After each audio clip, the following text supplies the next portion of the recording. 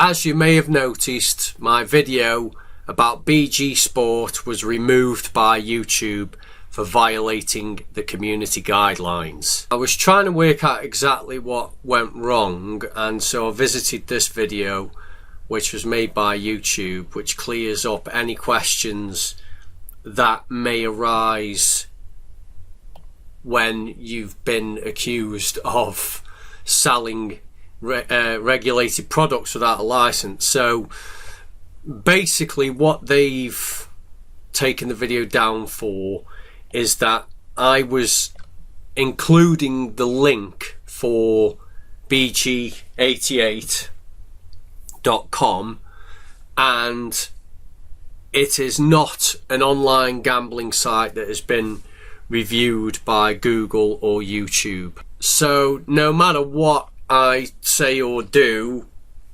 because it included that in the title and it had been flagged quite a few times, something I'm going to talk about shortly, I didn't really have a chance with that one.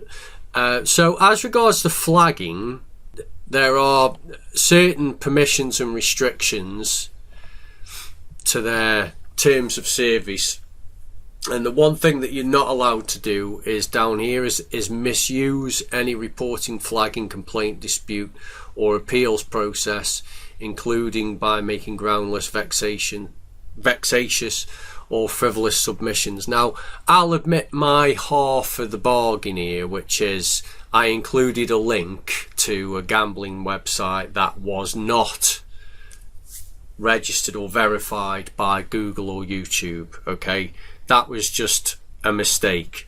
So at first I was a little bit annoyed because I thought that somebody was reviewing whether or not my video was an advert or whether it was a criticism of the advert, and they couldn't tell the difference, that just a robot was looking at it. But essentially it's just come down to that there's a link in the video.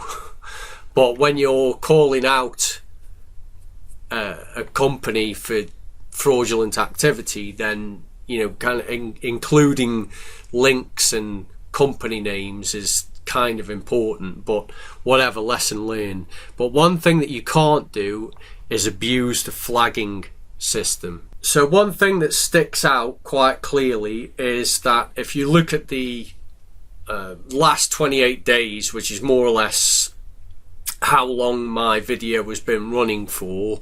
I've been running since I think about the 11th of November, but you can see there's a gradual climb in views from the start of December up until a few days ago, and then on the 14th of December we get a massive spike in views, 1,174 views, and they all went to that video.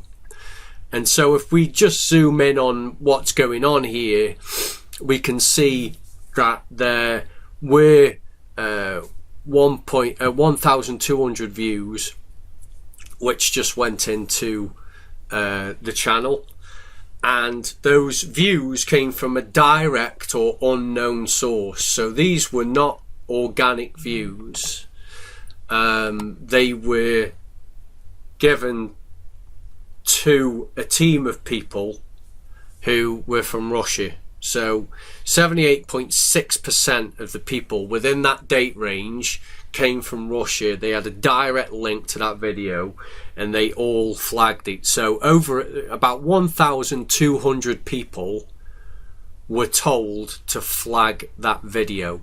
So this was an organized flagging attack without a doubt. Their attempts to take down the video, they were getting desperate, to the point where they've even paid somebody to abuse the flagging system. But this was a complaint made by Millie, a privacy claim, which I did deal with. I did blur the face. It is a human right to have privacy. But you can see how whatever tactic they could, they were using it to try and take the video down. And in this one instance, they did actually succeed. Or did they? So the video has already been uploaded multiple times to Instagram, to other channels on YouTube. So you can see here that it's been put up not only by myself but also by other people across YouTube.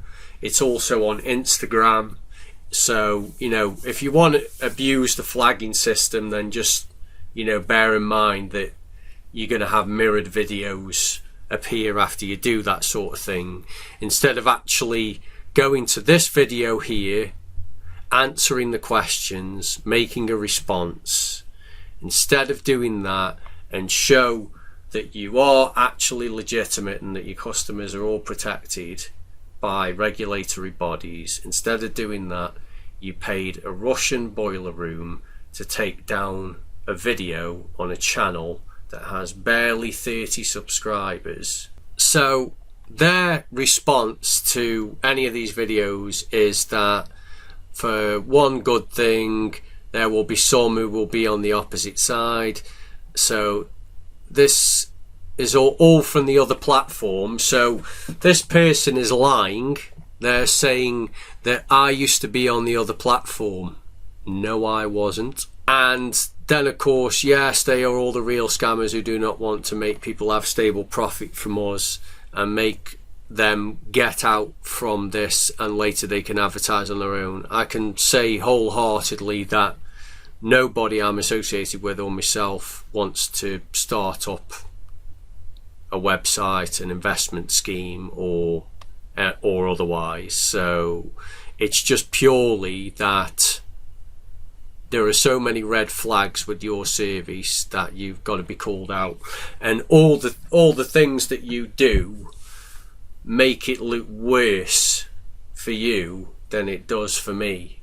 You will pay a boiler room to flag a channel that has barely 30 subscribers that's been going for a month. And YouTube, to be honest, I think you need to review that policy, because okay, fair enough, there was a link to their website, but how are we supposed to make criticisms that directly point to scammers without including links?